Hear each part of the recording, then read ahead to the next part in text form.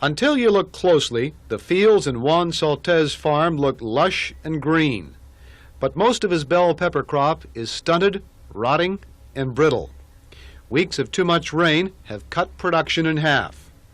In a good year, there'd be enough bell pepper in these fields so that they could pick until the middle of May.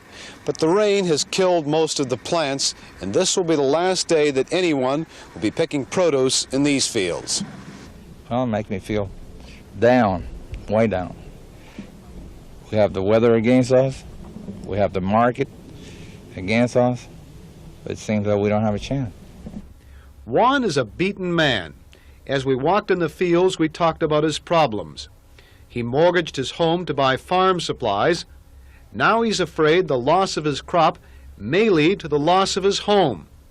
He owes the Farmers Home Administration $360,000, and this year he'll fall short on his payment by $30,000. You don't know how my stomach is sometimes, just when you get to think about it. You have worked all year, and you have come out with nothing, with your hands empty. At the end of a year of work, it's a sad situation. Will there be a next year for you? It will not be a next year for me. If this situation don't change, we will never have a chance. Juan's plight is not unique. Because of rising production costs and several years of bad weather, farmers all over Florida are in trouble. The farmers aren't the only victims.